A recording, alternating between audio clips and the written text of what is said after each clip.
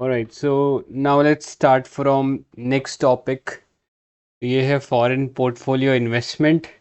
ये हमारे PT 365 economy का आई थिंक डे 4 है डिस्कशन का।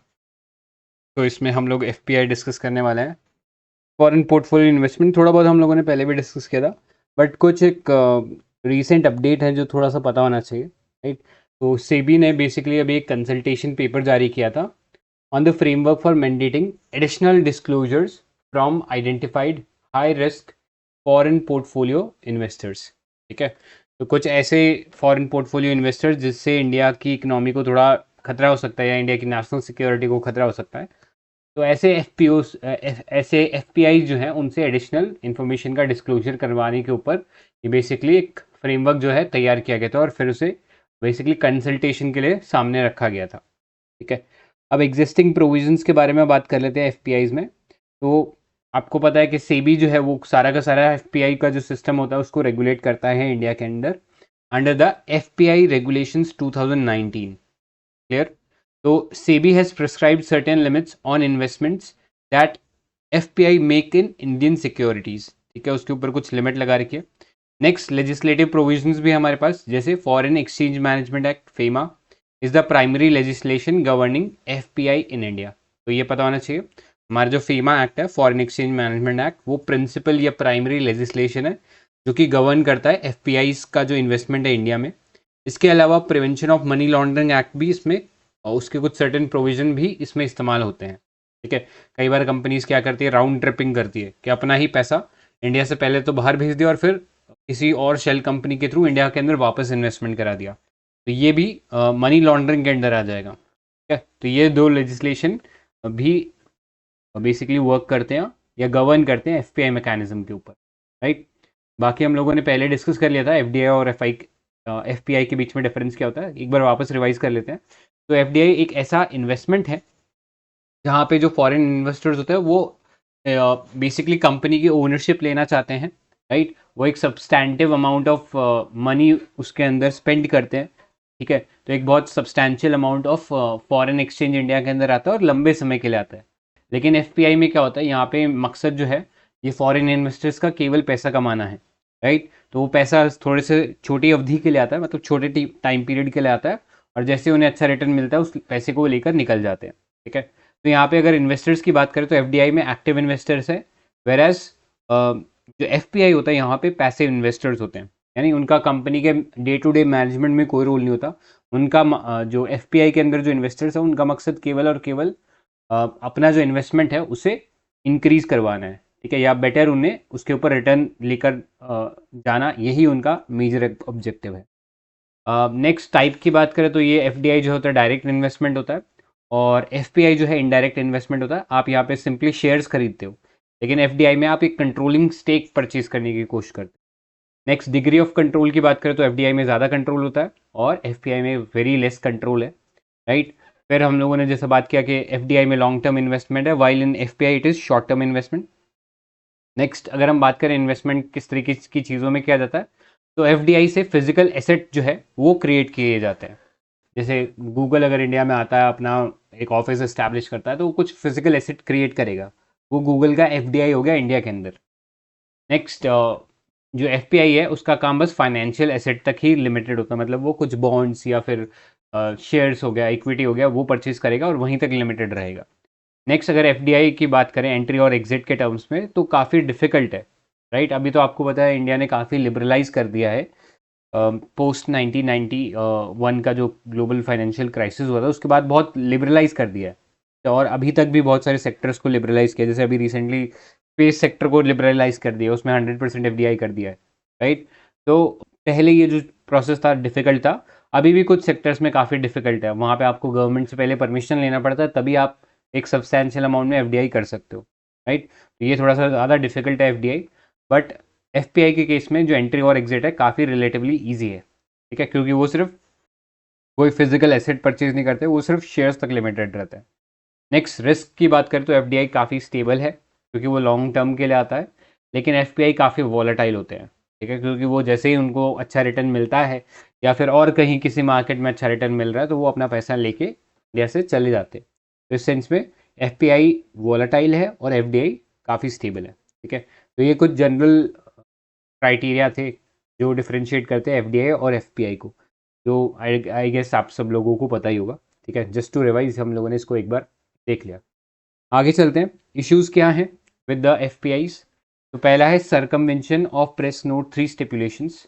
तो प्रेस नोट 3 स्टिपुलेशन क्या है? It requires that an entity of a country that shares land border with India can invest only under the government route। ठीक है, तो अभी बेसिकली क्या हुआ था, कोविड जब हुआ तब चाइना का एक बैंक था।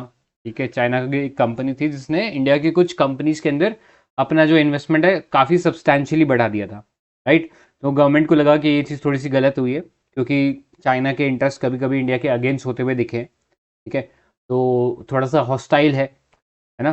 तो ये जितने भी लैंड बॉर्डर वाली जो भी हमारे से कंट्री जो हमारे से बॉर्डर शेयर कर रहे हैं, स्पेसिफिक उनके लिए ये बेसिकली गाइडलाइन निकाला गया था कि जो जो कंट्री इंडिया से लैंड बॉर्डर शेयर कर रही है, अगर वो इंडिया में इन्वेस्टमेंट करना चाहती है तो उनको गवर्नमेंट से पहले परमिशन लेनी पड़ेगी, तभी उसके बाद वो इन्वेस्टमेंट कर सकते हैं। ठीक है, लेकिन इसमें एक चीज़ याद रखना, since the PN3 does not apply to FPI investments, the FPI route could potentially be misuse to circumvent the stipulation of PN3। ठीक है, तो ये जो पहले जो इन्वेस्टमेंट का एक रोक लगाया था या रिस्ट्रिक्शन लगाया था इंडिया से लैंड बॉर्डर शेयर करने वाली कंट्रीज़ के ऊपर, उसको बाईपास करने के लिए ये जो कंपनीज होती हैं इन कंट्रीज़ की, वो क्या कर सकते हैं, इंडिया में FPI रूट के थ्रू धीरे धीरे वो जो है शेयर्स इतने एक्यूमुलेट कर सकते हैं कि वो कंट्रोलिंग स्टेक में आ जाए। ठीक है, तो ये एक तरीके से बाईपास करने का तरीका हो गया।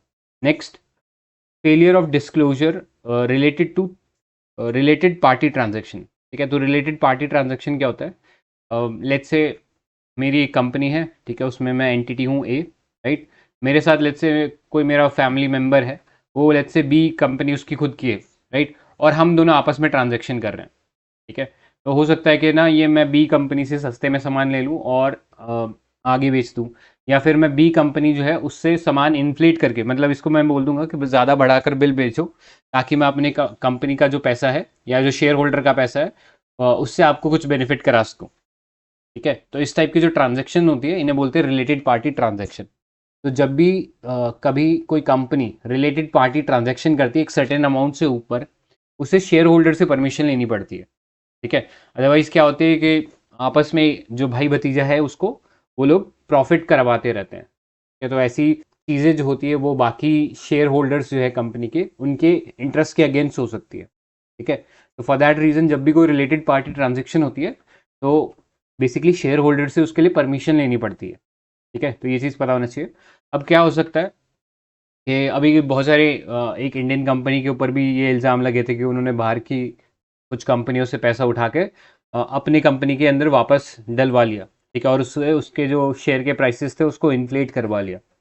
राइट, सो इस टाइप की जो एफपीआई से जो रिलेटेड पार्टी ट्रांजैक्शन हो रही है, ये भी कहीं ना कहीं उस चीज़ को बाईपास कर देता है जो कि रेस्ट्रिक्शन सेबी ने लगा रखे हैं ऑन रिलेटेड पार्टी ट्रांजैक्शन। ठीक है, तो ये सब चीज़ें पता होनी चाहिए थोड़ी सी। नेक्स्ट, सेबी का proposal for FPI regulation. Basically FPI को 3 कैटेगरीज में बांटा गया है। Low risk FPI, generally low risk FPI कौन से होंगे? जो कि ऐसे एफपीआई जिससे इंडिया के इंटरेस्ट को कोई नुकसान नहीं है, जैसे कि कोई कंट्री का सेंट्रल बैंक हो गया, ठीक है, या कोई सॉवरेन वेल्थ फंड हो गया। राइट, तो ये जो वेल्थ फंड्स होते हैं ये लंबे समय के लिए अपना पैसा लेके आते हैं, और क्योंकि ये गवर्नमेंट्स बैक्ड होते हैं इसलिए इनका इतना वॉलेटिलिटी नहीं रहता है। ठीक है, नेक्स्ट है मॉडरेट रिस्क एफपीआईस। तो यहाँ पे जनरली जो बड़े बड़े पेंशन फंड्स होते हैं, पब्लिक रिटेल फंड्स होते हैं, जिनके वाइड स्प्रेड इंटरेस्ट होता है और काफ़ी ह्यूज अमाउंट में इनके पास पैसा होता है, तो अगेन ये भी ज़्यादा वॉलेटाइल नहीं होते हैं, बट थोड़ा सा रिस्क बढ़ जाता है because these are not exactly back by the government.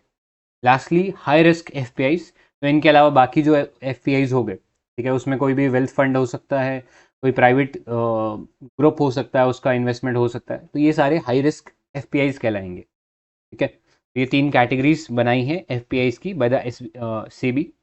Next, enhance transparency measure for high risk FPI. जो अभी हम लोगों ने बात किया था स्टार्टिंग में, सेबी ने बेसिकली ये बोला है कि कुछ एडिशनल डिस्क्लोजर करना पड़ेगा हाई रिस्क एफपीआईस को। ठीक है, तो उन्हें थोड़ी सी और डिटेल अपने बारे में बतानी पड़ेंगी कि क्या उनका पर्पस है, कैसे वो जो है वो पैसा किस कंडीशन में इंडिया से लेकर जा सकते हैं, तो वो सब चीज़ें उन्हें बतानी पड़ेगी। Lastly, additional disclosure. For requiring additional disclosure, the above risk categorization is to be coupled with either the quantum of concentrated investment by FPIs or the size of overall asset under management. ठीक है, तो basically कितना size है FPI का या फिर कितना asset under अपने अंडर वो लेकर रखे हुए हैं, उन सब के बारे में डिस्क्लोजर उन्हें टाइम टू टाइम करते रहना पड़ेगा। राइट, तो ये सारा हाई रिस्क एफपीआईज के साथ कुछ एडिशनल रेगुलेशन से भी नहीं जुड़ा। ठीक है, तो इतने पार्ट में कोई डाउट है किसी को? ये एफपीआई इंडिया के लिए एसेट है या लायबिलिटी है? एसेट नहीं, इंडिया के लिए तो लायबिलिटी होगी ना, वो जब पैसे मांगेंगे तो देना पड़ेगा हमें, तो लायबिलिटी है। करेक्ट। और एपीआई इन्वेस्टर्स के लिए मतलब जो है उनके सेबी की परमिशन लगती है क्या इन्वेस्ट करने के लिए इंडिया में, या कोई भी आके कर सकता है? That depends on hello, how APIs are investing. मतलब पी नोट्स के थ्रू करेंगे तो नहीं लगेगी परमिशन, लेकिन अगर इंस्टीट्यूशनल वे से करेंगे तो परमिशन लगेगी। हाँ मैं वही पूछने वाला था नेक्स्ट क्वेश्चन कि एफपीआई के लिए परमिशन लगती है सेबी की, बट इससे के अलाइन एक पार्टिसिपेटरी नोट्स का कॉन्सेप्ट है। तो जिन लोगों को सेबी के साथ रजिस्टर नहीं करना बट इन्वेस्ट करना है, तो ऑलरेडी रजिस्टर जो एफपीआई इन्वेस्टर है वो पार्टिसिपेटरी नोट्स इशू करते हैं, फिर फॉरेनर्स उसके थ्रू इन्वेस्ट कर सकते हैं। तो इस पे पीवाईक्यू भी था। तो सर प्रॉमिसरी नोट और पार्टिसिपेटरी नोट में क्या डिफरेंस होता है? हाँ, प्रॉमिसरी नोट तो बेसिकली यही होता है कि एक एक टाइम पे आप बेसिकली ये कहते हो कि हम इतना लोन जो है रिपे कर देंगे, तो थोड़ा सा वो कॉल मनी मार्केट जो होता है उसके लिए इस्तेमाल होता है कि आपको शॉर्ट टर्म फंडिंग चाहिए, तो आप बेसिकली बोलते हो कि हाँ इतने दिन के ऊपर मैं इतना जो अमाउंट है वो पे कर दूंगा, फिर उसको वो जो बैंक्स होते हैं या फाइनेंशियल इंस्टीट्यूशन होते हैं वो एक्सचेंज कर सकते हैं। तो दोनों अलग अलग चीज़ें हैं। ठीक है, पार्टिसिपेटरी नोट तो ये बेसिकली ये हो गया कि अगर फॉरेन पोर्टफोलियो इन्वेस्टर्स या कोई भी सिंपल इन्वेस्टर है वो बिना इंडिया के अंदर रजिस्टर हुए पैसा इन्वेस्ट करना चाहता है for the sake of return, तो उसके लिए होता है। और प्रॉमिसरी नोट ये जनरली जब कंपनीज पैसा उठाने की कोशिश करते हैं उसके लिए वो यूज़ करती है। ठीक है, दोनों काफ़ी डिफरेंट चीज़ है। क्लियर? Clear sir. और यस सर। एफपीआई को गवर्नमेंट सिक्योरिटीज और ट्रेजरी बिल्स में इन्वेस्टमेंट अलाउड है क्या? अभी अलाउड कर दिया है। अभी कर दिया है क्या? हाँ अभी कर दिया है, पहले जैसे था ना गवर्नमेंट सिक्योरिटीज़ में अलाउड नहीं था, बट अभी आई थिंक पिछले 1-2 सालों में अलाउ कर दिया है। Okay sir. एक क्वेश्चन है मेरा कि एफडीआई भी अगर जो एफडीआई इन्वेस्ट किया है फॉरेन कंट्री, अगर वो वापस मांगेंगे तो उसको भी देना पड़ेगा ना, तो वो भी लायबिलिटी हो गया क्या फिर? हाँ वो भी लाइबिलिटी, लायबिलिटी है। हाँ लाइबिलिटी तो है ही, क्योंकि देखो at the end of the day कोई पैसा इंडिया में लगा रहा है तो ऐसा तो है नहीं कि वो कोई ग्रांटेड नेट दे रहा है, तो कहीं ना कहीं पैसा तो वो चाहिए ना, वो इसलिए पैसा लगा रहा है कि उसे रिटर्न मिलेगा इंडिया से अच्छा, फॉर दैट रीज़न वो पैसा लगा रहा ओके, है। तो वो चीज़ भी तो अगेन एफडीआई आएगा। एपीआई दोनों लायबिलिटी है। हाँ दोनों लाइबिलिटी है, लेकिन एफडीआई ज़्यादा इंपॉर्टेंट है इन द सेंस कि उससे एसेट क्रिएशन हो रहा है इंडिया में, उसका मल्टीप्लायर इफेक्ट है। ओके बट एफपीआई का ऐसा कोई मल्टीप्लायर इफेक्ट नहीं है कि वो तो सेकेंडरी ओके। मार्केट में ही डील करता है कि शेयर ले लिए और लेके बैठ गए। Okay, thank you. राइट, आगे चलते हैं। नेक्स्ट देखो कॉर्पोरेट डेट मार्केट। तो सेबी ने अभी एक फ्रेमवर्क रोल आउट किया है, corporate debt market development fund. Debt आपको पता है उधारी, राइट? तो कॉर्पोरेट्स दो तरीके से पैसा उठा सकते हैं, या तो डेट इशू करें, ठीक है, डेट बॉन्ड्स बॉन्ड्स वगैरह इशू करें, या फिर इक्विटी छोड़ें, या ठीक है या लिक्विडिटी जो भी अपना इक्विटी या शेयर्स हैं वो पब्लिक को दे दें, उसके बदले पैसे उठा दें। तो ये दो तरीके होते हैं। ठीक है, तो यहाँ पे थोड़ा सा ओनरशिप जो है वो रिड्यूस हो जाती है, बट डेट में ऐसा कुछ नहीं होता, आपको अपना ओनरशिप उतनी रहती है, आप बस लोगों से पैसा उठा लेते हो। ठीक है, लेकिन आपको उसको रिटर्न करना पड़ेगा एक सर्टेन अमाउंट ऑफ प्रिंसिपल जो उन्होंने इन्वेस्ट किया था, और उसके अलावा इंटरेस्ट आपको उनको देना पड़ेगा जिन्होंने आपका बॉन्ड परचेज किया है। लेकिन इक्विटी में ऐसा कुछ नहीं है। इक्विटी में अगर आप जो पैसा कमा रहे हो अगर प्रॉफिट में हो तो आप डिविडेंड के फॉर्म में डिस्ट्रीब्यूट कर सकते हो, ठीक है। लेकिन अगर लेट्स से आप प्रॉफिट नहीं कमा रहे हो तो आपको डिविडेंड देने की कोई ज़रूरत नहीं है। क्लियर? ये सेबी ने अभी जो रूल्स है ये ले डाउन करे हैं for the corporate debt market development fund. अब ये है क्या? तो this is establish as an alternate investment fund. तो ये कीवर्ड है, जब भी ऑल्टरनेट इन्वेस्टमेंट फंड आ जाए तो आपको दिमाग में कुछ चीज़ें चमकना चाहिए, ठीक है। ऑल्टरनेट इन्वेस्टमेंट फंड मतलब क्या? एक प्राइवेटली पूल्ड फंड है, एस्टैब्लिश और incorporated in India for the purpose of investing, ठीक है। तो प्राइवेटली पूल्ड मतलब कुछ प्राइवेट इंडिविजुअल्स या ऑर्गेनाइजेशन है, उन्होंने पैसा मिलाया है ताकि वो और किसी वेंचर के अंदर इन्वेस्टमेंट कर सके, ठीक है। और प्राइवेटली पूल्ड फंड का मतलब ये है, ऐसा नहीं है कि इसमें रिटेलर्स, मतलब हम लोग जो हो गए रिटेलर्स हो गए, हम लोग नहीं लगा सकते इसमें पैसा। इसमें जो बड़े बड़े जो इंस्टीट्यूशंस हैं, जैसे लेट्स से टाटा ग्रुप हो गया या फिर और कोई वेंचर कैपिटलिस्ट हो गए, तो ये लोग मिलके पैसा लगाते हैं। तो बहुत ही सोफिस्टिकेटेड इन्वेस्टर्स होते हैं इसके अंदर, और वो उनका जो पैसे का अमाउंट है वो भी बहुत बड़ा होता है, ठीक है। तो इसे ऑल्टरनेट इन्वेस्टमेंट फंड बोलते हैं। तो ये जो बेसिकली जो corporate debt market development fund है, CDMDF, तो ये ऑल्टरनेट इन्वेस्टमेंट फंड है which will purchase investment grade corporate debt securities during market stress, ठीक है। अब यहाँ पे एक और चीज़ आपने देखी, दैट इज इन्वेस्टमेंट ग्रेड क्या है। इन्वेस्टमेंट ग्रेड मतलब आपको याद होगा हम लोगों ने बात की थी क्रेडिट रेटिंग एजेंसी की, ठीक है, क्रेडिट रेटिंग एजेंसीज। तो इन कंपनीज का काम क्या होता है? ये बेसिकली कंपनीज के जो भी बॉन्ड्स होते हैं, राइट, उनको एसेस करता है कंपनी की प्रोफाइल को देख के, ठीक है। जैसे हम लोग बोलते हैं ना कि क्रिकेटर्स की रैंकिंग होती है, प्लेयर्स की रैंकिंग होती है, तो वैसे ही कंपनीज के जो बॉन्ड्स या जो उनके जो भी डेट इंस्ट्रूमेंट्स होते हैं उनकी भी रेटिंग होती है, जो कौन देता है? क्रेडिट रेटिंग एजेंसी देती है। जनरली ना ये A, B, C ऐसा रहता है, ठीक है। तो अगर कोई क्रेडिट रेटिंग एजेंसी किसी कंपनी के बॉन्ड को या डेट इंस्ट्रूमेंट को BBB या उससे ऊपर की रेटिंग दे, BBB मतलब इसके ऊपर जाओगे तो आप BB हो जाएगा, फिर उसके ऊपर B हो जाएगा, फिर AA हो गया, ठीक है, AAA हो गया, AAA+ हो गया, राइट। तो ऐसे इसमें एडजेक्टिव्स या जो चीज़ें हैं वो जुड़ती जाएंगी। तो आपको ये याद रखना, B से ऊपर होगा तो उस कंपनी के जो डेट बॉन्ड है उसको हम बोलेंगे कि ये जो है चीज़ इन्वेस्टमेंट ग्रेड है, यानी आप इसमें पैसा लगा सकते हो, आपको इसमें रिटर्न भी अच्छा मिलेगा और डूबने का जो रिस्क है आपके पैसों का वो काफ़ी कम है, ठीक है। लेकिन इकोनॉमी का एक सिद्धांत ये है कि जहाँ ज़्यादा रिस्क होता है वहाँ ज़्यादा प्रॉफिट होता है, ठीक है। तो अगर इससे जो नीचे वाले जो बॉन्ड्स इन्वेस्टमेंट ग्रेड के नीचे अगर आप जाओगे जैसे C या D, तो इन्हें हम बोलते हैं जंक बॉन्ड्स या जंक ग्रेड। जंक ग्रेड क्यों होते हैं? बिकॉज इनमें पैसा डूबने का रिस्क काफ़ी हाई है, लेकिन क्योंकि रिस्क हाई है इसलिए रिटर्न भी हाई मिलता है इसके अंदर। क्लियर? तो ये चीज़ पता होना चाहिए। तो बेसिकली ये जो फंड बनाया गया है अभी बाय द सेबी, तो इसका काम यही है कि प्राइवेट लोगों का पैसा उठाना है और इन्वेस्टमेंट ग्रेड जो कॉर्पोरेट डेट सिक्योरिटीज़ है उसके अंदर उस पैसे को इन्वेस्ट कराना है। और कब इन्वेस्ट कराना है? जब मार्केट स्ट्रेस कंडीशन में होगा, ठीक है। अब जब मार्केट में स्ट्रेस है, इसका मतलब मार्केट अगर स्ट्रेस है तो लोगों के पास पैसा जुटाने में दिक्कत हो रही है, बैंक्स पैसा नहीं दे रहे हैं या लोग इन्वेस्ट नहीं कर रहे। और ऐसा कब होता है?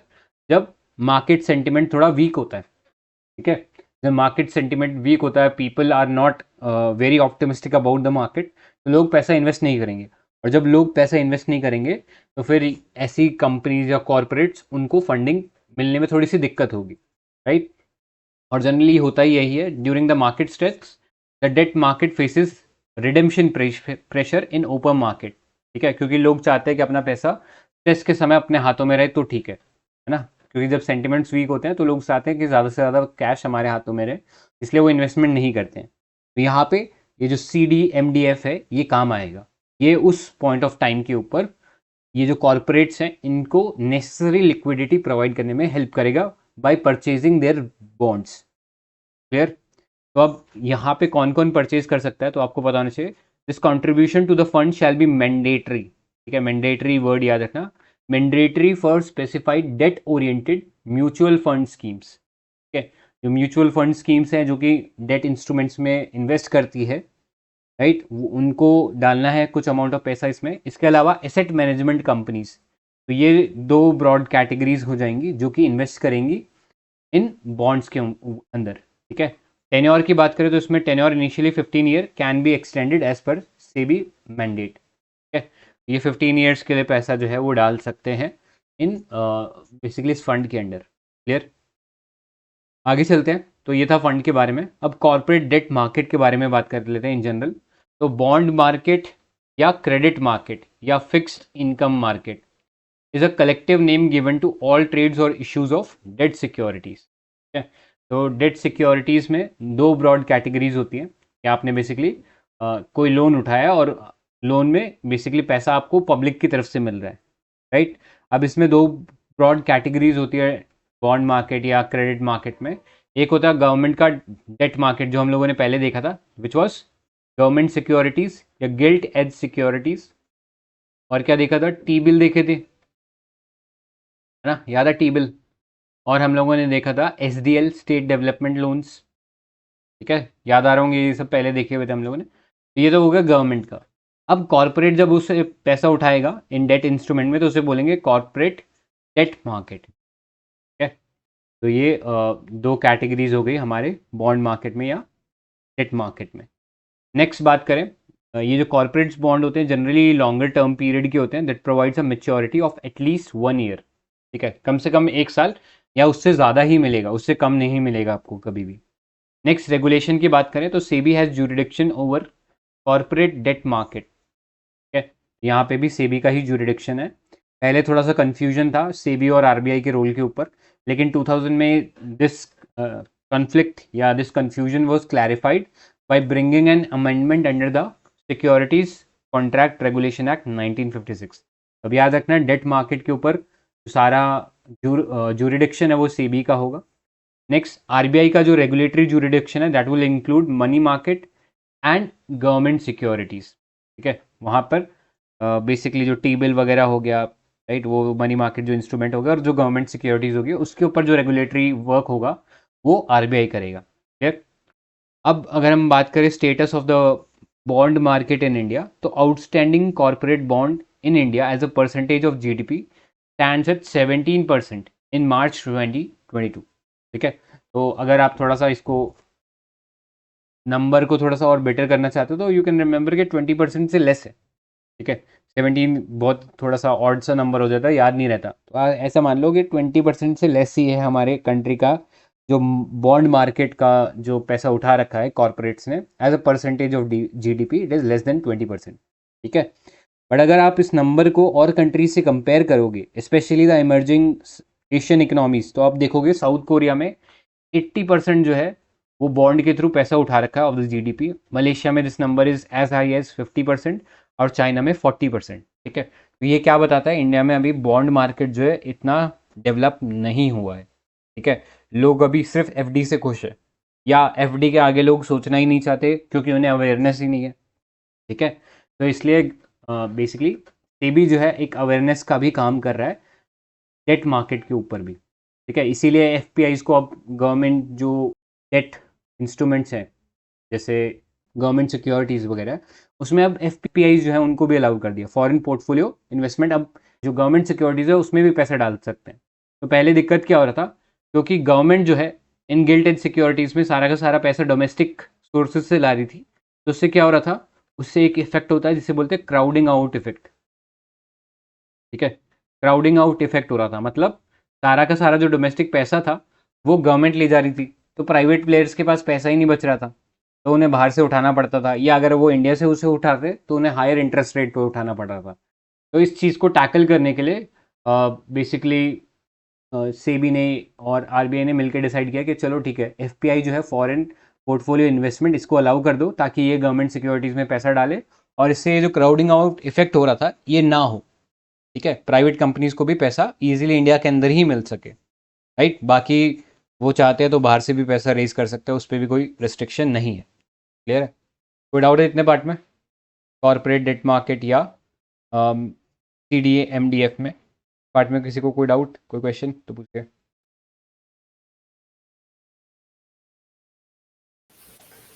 Sir, the domestic corporate debt market is under SEBI and external commercial borrowing is under RBI, right? हाँ, एक्सटर्नल कमर्शियल बोरोइंग जो है वो आरबीआई रेगुलेट करता है, बिकॉज उसमें फॉरेन एक्सचेंज वाला भी एंगल आ जाता है ना। ओके। ठीक है, तो एक्सटर्नल कमर्शियल बोरोइंग से रिलेटेड में थिंक वो भी कॉन्सेप्ट आ जाता है ना, फुल कैपिटल अकाउंट कन्वर्टिबिलिटी और वो सारे इश्यूज भी उसके अंदर ऐड अप हो जाते हैं।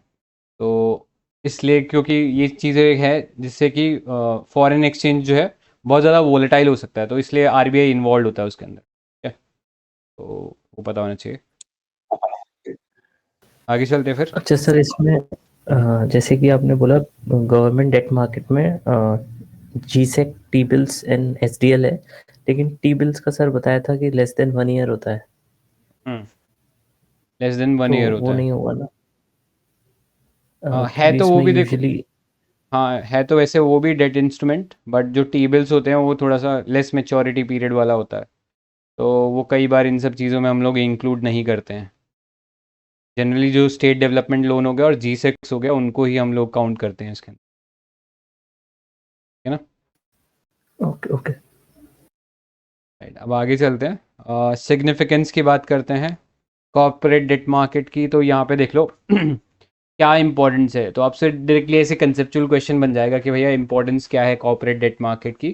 तो इकोनॉमिक सर्वे 2018 और 19 वाला जो इकोनॉमिक सर्वे था उसने बेसिकली ये बोला था that we need to move away from consumption driven economy to investment led economy. ठीक है, तो अभी तक बस क्या है, जो पैसा आता है उसको या तो हम लोग बैंक्स में डाल के छोड़ देते हैं, ठीक है, और उससे अगर कोई रिटर्न आता तो ठीक है, बट अभी तक ये जो पैसा लोगों का जो सेविंग है वो इन्वेस्टमेंट में नहीं जा रहा है। ठीक है, people are not investing in let's say share market या फिर ये बॉन्ड मार्केट में पैसा नहीं डाल रहे हैं, राइट। जब ये डालने लगेंगे तब हमारी एक्चुअली इन्वेस्टमेंट लेड इकोनॉमी बनेगा। ठीक है, next efficient allocation of resources. अब क्या होता है, लोग पैसा हाथ में लेके बैठे रहते हैं और अगर वो पैसे को लगाएंगे नहीं तो कॉरपोरेट्स के पास इन्वेस्टमेंट आएगा नहीं, और अगर इन्वेस्टमेंट नहीं आएगा तो फिर उनकी जो प्रोडक्शन है या जो कैपिटल इंफ्रास्ट्रक्चर वो डेवलप कर रहे हैं वो हो नहीं पाएगा। ठीक है, नेक्स्ट है health of corporate balance sheet, reduce corporate reliance on external commercial borrowings which is subject to volatility in international market। ठीक है, तो एक ये भी चीज़ है कि अगर इंडियन इन्वेस्टर्स ही पैसा डालने लग जाएं लार्ज अमाउंट में तो इंडियन कंपनीज़ को बाहर जाने की ज़रूरत ही नहीं पड़ेगा, और ऐसे में एक्सटर्नल कमर्शियल बोरिंग ज़्यादा नहीं करना पड़ेगा, क्योंकि एक्सटर्नल कमर्शियल बोरिंग के साथ सबसे बड़ा चैलेंज है एक्सचेंज रेट वॉलेटिलिटी का। ठीक है, लेट्स से हम लोगों ने बाहर से लोन ले तो लिया, लेकिन जब चुकाने की बारी आई और वहाँ पे अगर इंडियन करेंसी डिप्रिशिएट हो गई तो फिर हमें ज़्यादा अमाउंट ऑफ पैसा जो है आगे देना पड़ेगा एज रिटर्न। ठीक है, तो ये कुछ चीज़ें हैं जिसके कारण कॉरपोरेट जो डेट मार्केट है उसे इंडिया में हमें डेवलप करना चाहिए। क्लियर, अब आगे चलते हैं। नेक्स्ट देखो, investor services fund and investors protection fund, IPF and ISF। तो यहाँ पे सेबी ने अभी एक कॉम्प्रिहेंसिव गाइडलाइंस निकाली है for the investor protection fund and investor services fund, जो कि मेंटेन किए जाएंगे by the stock exchange and depositories. तो ये डिफरेंस पता है स्टॉक एक्सचेंज और डिपॉजिटरीज में डिफरेंस क्या होता है? Anybody, what is the difference between stock exchange? Depository sir basically एक डेटाबेस हुआ जो कि प्लेटफॉर्म को डेटा प्रोवाइड करेगा। जो प्लेटफॉर्म है वो हो गया स्टॉक एक्सचेंज, जहाँ पे लोग खरीदेंगे बेचेंगे, वो प्लेटफॉर्म हो गया स्टॉक एक्सचेंज। सर ऐसे भी बोल सकते हैं ना, मतलब जो डिपॉजिटरी होते हैं उनके पास शेयर जाते हैं और जो बाकी नॉर्मल ट्रेडिंग होती है वो एक्सचेंज पे होती है। मतलब देखो क्या होता है, स्टॉक एक्सचेंज हो गया, ठीक है, यहाँ पे बेसिकली आपको दिख रहा है क्या बाय हो रहा है क्या सेल हो रहा है, राइट। आपका जो डीमैट होता है ना, जो भी शेयर आपने खरीदा वो आपके डीमैट में जाता है, ठीक है, और वो जो रखने का काम है उस शेयर को वो बेसिकली डिपॉजिटरी करती है। ठीक है, तो इंडिया में 2 डिपॉजिटरी अपने पास, CDSL है और एक NSDL है। ठीक है, ये 2 डिपॉजिटरीज होती हैं, ये बेसिकली क्लियरिंग हाउस की तरह भी काम करती हैं, राइट। तो जैसे एक बायर है एक सेलर है, मैं अगर शेयर बेच रहा हूँ तो कोई खरीदने वाला भी होना चाहिए, जब हम दोनों का प्राइस मैच करेगा तब एक्चुअली वो ट्रांजैक्शन टेक प्लेस करेगा। तो इस पूरा काम मतलब ये जो पूरा ट्रेड हुआ इसको सेटल करने का काम जो है क्लियरिंग हाउस करता है। ठीक है, क्लियरिंग हाउस इंश्योर करेगा कि मैंने जो बेसिकली शेयर जो बेचा उसके बदले में मुझे पैसा मिले, और जो बायर जिसने मुझसे वो शेयर खरीदा उसे वो जो शेयर है या जो इक्विटी है वो उसके डीमैट अकाउंट में मिले। ठीक है, अब ये जो डीमैट अकाउंट है आपका एक ब्रोकर के साथ खुला होता है। ब्रोकर किससे लिंक्ड होता है? ब्रोकर फिर वो जो अपना अकाउंट है इन दोनों में से किसी एक डिपॉजिटरी पे अपने आप को रजिस्टर कराएगा, और उसके साथ आपका जो जो भी डीमैट में आने वाला जो शेयर है वो या तो CDSL के पास होगा या NSDL के पास होगा। ठीक है, तो ये चीज़ याद रखनी है इसके अंदर। ये बेसिकली डिपॉजिटरीज होते हैं, वहाँ पे आपका ये जो शेयर होता है वो पड़ा होता है। ठीक है, तो ये चीज़ पता होना चाहिए। अब आगे चलते हैं, इन्वेस्टर प्रोटेक्शन फंड की हम लोग बात कर रहे थे। तो the objective of establishing an IPF is to protect the interest of participants. इसमें स्टॉक ब्रोकर्स भी आ जाते हैं और इन्वेस्टर्स भी आ जाते हैं। ठीक है, अब एस्टैब्लिशमेंट इसका इसलिए हुआ था ताकि ऑल मतलब एस्टैब्लिशमेंट की बात करें तो जितने भी स्टॉक एक्सचेंजेस हैं इंडिया में, चाहे फिर वो बॉम्बे स्टॉक एक्सचेंज हो गया या नेशनल स्टॉक एक्सचेंज हो गया, ठीक है, या MCX हो गया, राइट, और भी 2-3 स्टॉक एक्सचेंजेस है अब हमारे पास। तो ये सब जितने भी स्टॉक एक्सचेंजेस हैं और जितने भी डिपॉजिटरी हैं इन सबको मेंटेन करना पड़ेगा एक इन्वेस्टर प्रोटेक्शन फंड। ठीक है, तो यहाँ पे अगेन वही डिपॉजिटरी के बारे में लिखा है कि एक फाइनेंशियल इंस्टीट्यूशन है that accepts deposits from the business and individuals in buying and selling financial instrument. ठीक है, तो इसमें स्टॉक्स और बॉन्ड्स आ सकते हैं। ये बेसिकली जो भी डीमैट होगा that will be open in India only in depositories, तो वो CDSL और NSDL ही 2 ऑप्शन हैं अभी तक। ठीक है, आगे शायद और कोशिश कर रही है गवर्नमेंट बनाने की, बट अभी तक ये 2 ही है डिपॉजिटरी। नेक्स्ट, एडमिनिस्ट्रेशन की बात करें तो the IPF of the stock exchange and depository shall be administered through a separate trust created for the purpose. Right, तो जो भी स्टॉक एक्सचेंज है चाहे BSE NSE है और जो डिपॉजिटरीज है सबको अपना एक अलग से ट्रस्ट बनाना पड़ेगा जहाँ पे उसे कुछ फंड एलोकेट करना पड़ेगा which fund then would be specifically या solely use for investor protection. ठीक है, तो इसको अलग से रखना है, एक ट्रस्ट बना के रखो, और ये चीज़ इंश्योर करनी है कि ये जो IPF के अंदर जो पैसा है और किसी काम के लिए यूज़ ना हो। ठीक है, नेक्स्ट, आपको एक रिव्यू भी करना है, हाफ ईयर एक रिव्यू करना है to ascertain the adequacy of IPF corpus. जो IPF जो इन्वेस्टर प्रोटेक्शन फंड है उसमें जो पैसा है वो सफिशिएंट है कि नहीं है, उसको एसेस करने के लिए साल के अंदर एटलीस्ट 2 रिव्यूज़ होने चाहिए, यानी हाफ ईयरली रिव्यूज़ होने चाहिए। ठीक है, अब पैसा कितना डालना है इसके बारे में बात कर लेते हैं। तो देखो, पहला स्टॉक एक्सचेंजेस को कितना डालना है और फिर डिपॉजिटरी को कितना डालना है, तो दोनों के लिए अलग अलग क्राइटेरिया है। स्टॉक एक्सचेंज की बात करें तो 1% of listing fee should be received. तो लिस्टिंग क्या होता है, जैसे कोई कंपनी अपना IPO लेके आती है, ठीक है, तो बेसिकली क्या करती है, कहने का मतलब वो पब्लिक हो रही है, तो वो अपने आप को किसी स्टॉक एक्सचेंज पे लिस्ट कराएगी। ठीक है, वो चाहे तो एक पे भी करा सकते हैं, वो मल्टीपल पे भी करा सकते हैं, कि जैसे बॉम्बे स्टॉक एक्सचेंज पे लिस्ट करा दिया या नेशनल स्टॉक एक्सचेंज पे लिस्ट करा दिया। तो जब वो लिस्ट कराने जाते हैं अपने आप को तो उसमें उसको कुछ फ़ी देनी पड़ती है, उस फ़ी का 1% हिस्सा जो है स्टॉक एक्सचेंजेस को डेफिनेटली डालना है to the investor protection fund. Right, इसके अलावा 100% of the interest earned on 1% security deposits. तो जितने भी अगेन जो कंपनीज लिस्ट होने आती हैं उनको कुछ सिक्योरिटी अमाउंट देना पड़ता है, तो सिक्योरिटी अमाउंट का जो 1% है उस पर जितना भी इंटरेस्ट जनरेट होगा उसका सारा का सारा जो पैसा है वो भी अगेन इन्वेस्टर प्रोटेक्शन फंड में डालना पड़ेगा। इसके अलावा लेट्स से कोई पेनल्टी लगाई जाती है ट्रेडिंग मेंबर्स के ऊपर या लिस्टेड कंपनी के ऊपर for non compliance with SEBI regulation, right, जैसे सेबी के बहुत सारे रेगुलेशंस होते हैं, लेट्स से उनको मैंडेटरी क्वार्टरली जो है अपने मीटिंग जो है एक शेयर होल्डर की जो भी मीटिंग है उसको पब्लिकली डिस्क्लोज करना पड़ता है। ठीक है, क्या क्या वो प्रॉफिट कमाया उसने उस क्वार्टर में, राइट, वो सब चीज़ें डिस्क्लोज करनी पड़ती है। अगर वो लेट्स वो डिस्क्लोज नहीं करता है जो भी स्टॉक एक्सचेंज है उसके साथ, तो ऐसे में वो स्टॉक एक्सचेंज उस पर पेनल्टी लगा सकता है। Next, at least 70% of the interest और income receive from out of any investment made from IPF। अगर IPF का पैसा सपोज कहीं इन्वेस्ट कर रखा है तो उससे भी अगर कोई इंटरेस्ट आता है तो उसका भी 70% इन्हें इन्वेस्टर प्रोटेक्शन फंड के अंदर लगाना है। तो ये थोड़ी सी डिटेल्स है जो पता होनी चाहिए, बट अगेन काफ़ी नंबर्स और ये सारी चीज़ें थोड़ी टेक्निकल हो जाती हैं, तो थोड़ा बहुत वर्किंग आइडिया होना चाहिए, तो मेरे ख्याल से काम चल जाएगा। इतना आई डोंट थिंक इतना डीप में जाएगा, but for the sake of sufficiency और थोड़ा मेंटल पीस याद कर लोगे तो ठीक रहेगा। आगे चलो, यूटिलाइजेशन कहाँ कहाँ होगा आईपीएफ का? तो to meet the legitimate investment claims of the defaulting trading managers and to pay interim relief to investors. ठीक है, बेसिक एम यही है कि लेट्स से इन्वेस्टर्स कभी उनके साथ कोई लेट्स से प्रॉब्लम हो जाती है तो ऐसे इन्वेस्टर्स का इंटरेस्ट प्रोटेक्टेड रहे, उसके लिए हम लोग ये फंड का इस्तेमाल कर सकते हैं उन्हें रिलीफ प्रोवाइड करने के लिए। नेक्स्ट डिपॉजिटरीज की बात करते हैं, इसमें एनएसडीएल और सीडीएसएल आ गया।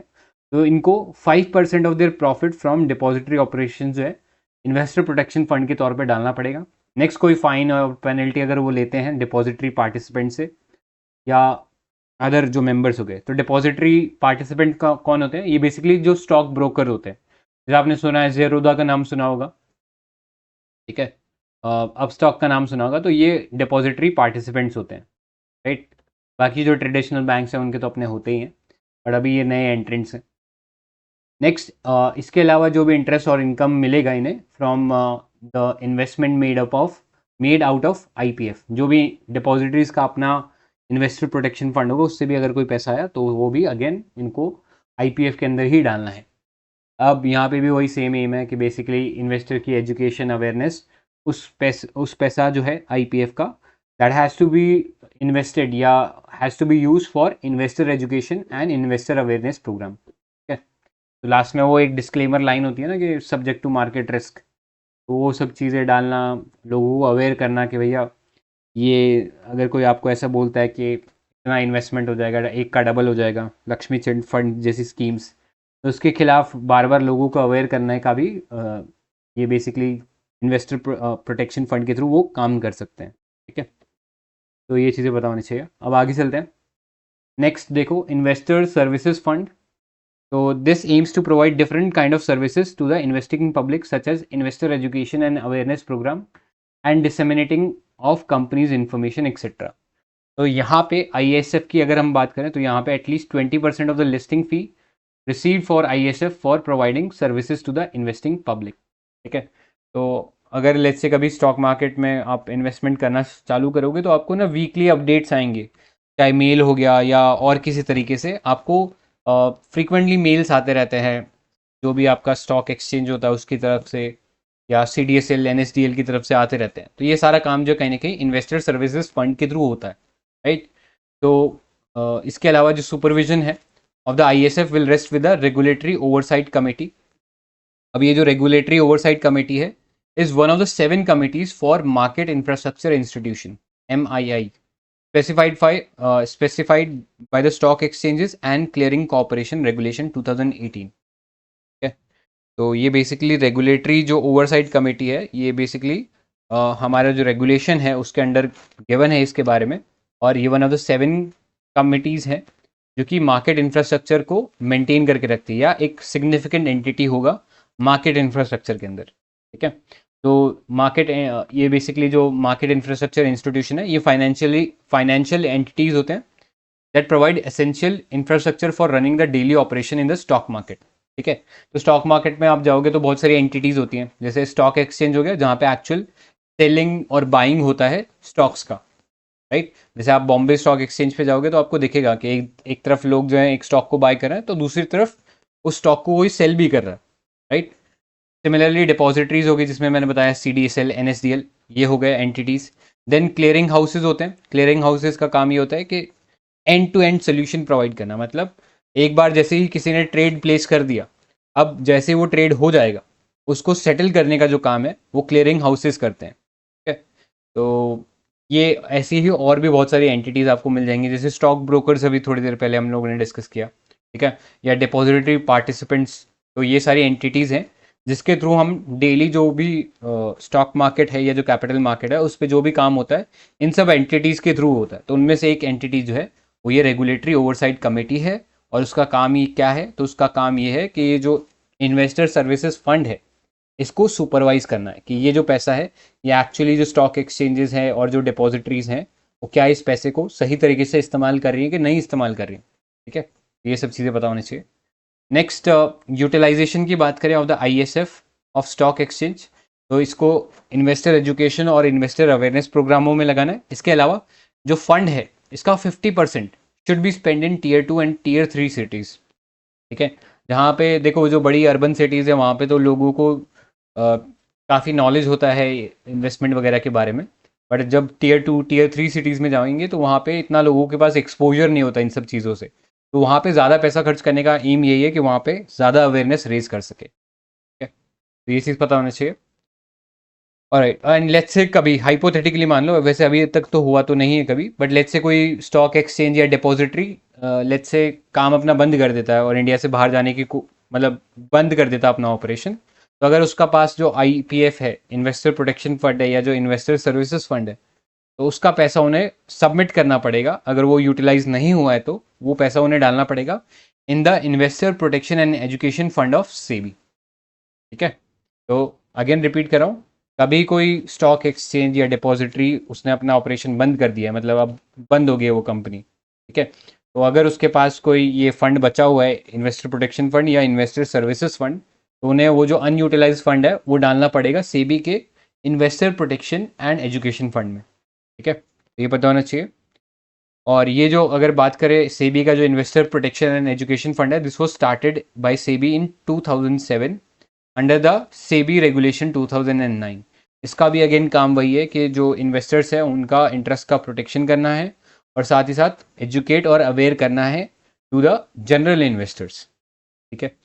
तो इतने पार्ट में कोई डाउट है, कोई क्वेश्चन है तो पूछिए।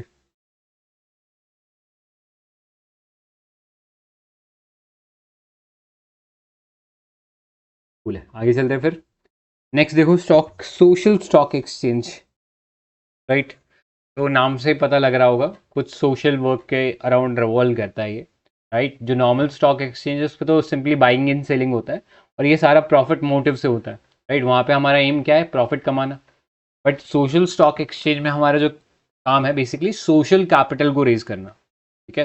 यानी ऐसे कामों में इन्वेस्टमेंट लाना जो जनरली लोग इन्वेस्ट नहीं करते क्योंकि इनके अंदर कोई प्रॉफिट नहीं होता है, राइट। तो ऐसी कंपनियां जो कि सोशल सेक्टर में इन्वॉल्व है, राइट, तो उन सब के अंदर अगर आप पैसा वो रेज करना चाहें तो उनके लिए हम लोग एक सोशल स्टॉक एक्सचेंज बनाने की तैयारी कर रहे हैं। ऑलरेडी बना दिया है हम लोगों ने, तो सेबी ने बना दिया है और हम लोग इंस्पिरेशन ले रहे हैं लंदन का जो सोशल स्टॉक एक्सचेंज है, US में भी सोशल स्टॉक एक्सचेंज है, उनसे हम लोगों ने इंस्पिरेशन लेके इंडिया में भी ये सोशल स्टॉक एक्सचेंज बनाया है, ठीक है। तो अभी सेबी ने अप्रूव किया certain flexibility in the framework of social stock exchange, ठीक है। अब फ्लेक्सिबिलिटी क्या है वो देखते हैं। पहला, issuance of zero coupon zero principal bond and donation through mutual fund for NPO। NPO मतलब नॉन प्रॉफिट कंपनी, ठीक है। जनरली हम लोग कोई कंपनी बनाते हैं तो बेसिक एम क्या रहता है कि पैसा कमाएं, ठीक है, खुद भी कंपनी पैसा कमाए और अपने इन्वेस्टर्स को भी पैसा कमा के दे। लेकिन कोई कंपनी होती है नॉट फॉर प्रॉफिट या नॉन प्रॉफिट, तो उसका काम बेसिकली प्रॉफिट कमाना नहीं है, उसका काम कुछ और है। इस केस में उसका काम लेट्स से कोई सोशल सेक्टर में इंप्रूवमेंट करना हो सकता है, ठीक है।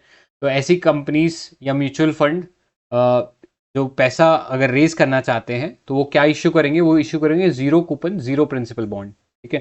जीरो कूपन हम लोगों ने पढ़ा था, याद भी होगा आप लोगों को, हम लोग जब गवर्नमेंट सिक्योरिटीज़ देख रहे थे तो वहाँ पे हम लोगों ने जीरो कूपन बॉन्ड्स के बारे में बात किया था। तो जीरो कूपन मतलब कि इसके ऊपर आपको कोई इंटरेस्ट नहीं मिलता है, ठीक है, आप ले लोगे और उसके ऊपर आपको कोई इंटरेस्ट नहीं मिलेगा, लेकिन इसके साथ ज़ीरो प्रिंसिपल भी जुड़ गया। यानी आपने एक बार लेट्स से इसको खरीद लिया, 100 रुपये का ये सपोज बॉन्ड खरीद लिया, अब ना तो इसके बदले आपको कोई इंटरेस्ट मिलेगा, ना आपको कोई इसके बदले कोई प्रिंसिपल मिलेगा, ठीक है। इट्स लाइक अ डोनेशन जो आपने कर दिया और भूल जाओ, राइट, जैसे नेकी कर दरिया में डाल, वो वाला हिसाब है इसका। तो ZP is issued only by an NPO which is not for profit organization registered on social stock exchange and has a specific tenure, ठीक है। तो इसमें कोई इंटरेस्ट नहीं मिलता है, ना कोई प्रिंसिपल मिलता है, और ऑब्जेक्टिव इसका यही है कि वेलफेयर करना और tax benefit. Next, issuance of equities and debt instrument for for profit enterprises भी आ जाएगा। तो ये चीज़ याद रखना, सोशल स्टॉक एक्सचेंज अगर हम बात करते हैं तो इसमें केवल नॉन प्रॉफिट कंपनीज नहीं होती, इसमें फॉर प्रॉफिट कंपनीज भी हो सकती हैं, ठीक है, फॉर प्रॉफिट एंटरप्राइजेज भी हो सकती है, लेकिन उनका काम ये है कि उस पैसे को वापस कंपनी का जो भी प्रोडक्शन है उस या जो भी कंपनी का जो ज़रूरतें हैं उसमें लगाना, ताकि उससे लोगों को और बेनिफिट हो सके। ठीक है, जैसे अभी शार्क टैंक आता है, उस पर देखा होगा आपने, बहुत सारी कंपनीज ऐसी हैं जो कि वुमेन हेल्थ के ऊपर बात करती हैं। ठीक है, तो वो एक सोशल प्रॉब्लम भी सॉल्व करें और प्रॉफिट में भी हैं, राइट। सो उस सेंस में वो भी सोशल स्टॉक एक्सचेंज पे लिस्ट हो सकते हैं। तो ये दोनों चीज़ें पता होनी चाहिए। इसके बारे में और आगे डिस्कस करेंगे कि कब किसी कंपनी को हम सोशल स्टॉक एक्सचेंज पे लिस्ट करवा सकते हैं। ठीक है, पहले थोड़ा बात कर लेते हैं सोशल स्टॉक एक्सचेंज के बारे में।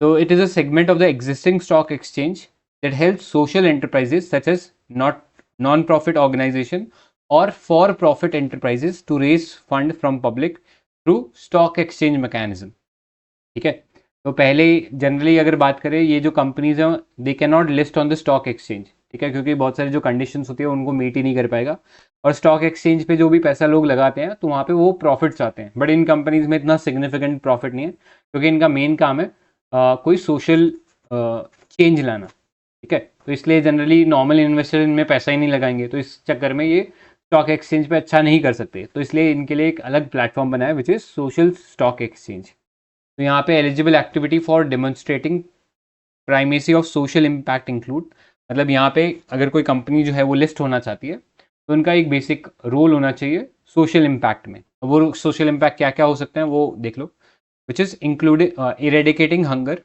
Poverty, malnutrition, inequality, promoting education, financial inclusion, slum development etcetera.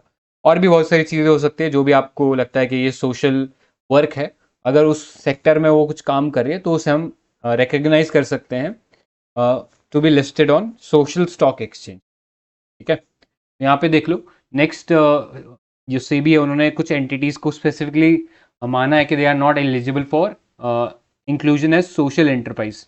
तो अगर कोई कॉर्पोरेट फाउंडेशन है, ठीक है, जैसे टाटा ग्रुप का बहुत सारे फाउंडेशन हो गया, अंबानी ग्रुप का फाउंडेशन हो गए, तो इनको नहीं रिकग्नाइज किया जाएगा एज सोशल एंटरप्राइज। नेक्स्ट, क्योंकि ये सारा जो है CSR एक्टिविटी के अंदर काम करते हैं ना, तो इनका अलग रोल हो जाएगा। इसके अलावा पॉलिटिकल या रिलीजियस कोई ऑर्गेनाइजेशन है वो भी नहीं इसके अंदर लिस्ट कर सकते अपने आप को। नेक्स्ट, प्रोफेशनल और ट्रेड एसोसिएशन वो भी नहीं लिस्ट कर सकते। इसके अलावा कोई इंफ्रास्ट्रक्चर या हाउसिंग कंपनी है वो भी अपने आप को लिस्ट नहीं कर सकती। हाँ, अगर कोई कंपनी ऐसी है जो कि अफोर्डेबल हाउसिंग दे रही है, ठीक है, जैसे प्रधानमंत्री आवास योजना के अंडर के हिसाब से कोई कंपनी काम करे तो वो आ सकती है सोशल एंटरप्राइज के अंदर।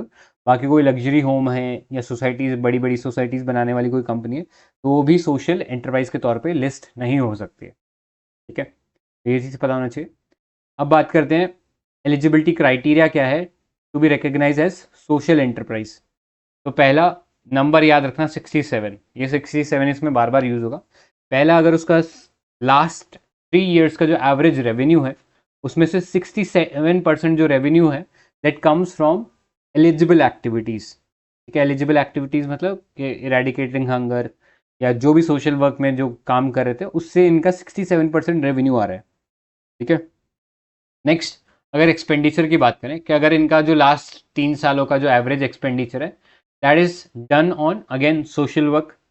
लास्टली, बेनिफिशियरीज की बात करें, मतलब इनकी जो टारगेट ऑडियंस है या जो टारगेट कस्टमर है, अगर उसमें 67% जो पॉपुलेशन है वो एक्चुअली उस सोशल वर्क से इम्पैक्ट हो रही है, राइट, यानी 67% जो इनके कस्टमर्स है वो इनके काम से या सोशल वर्क से इम्पैक्ट हो रहे हैं directly, then we can recognise company as a social enterprise. ठीक है, इतने पार्ट में कोई डाउट, कोई कंफ्यूजन है क्या किसी को?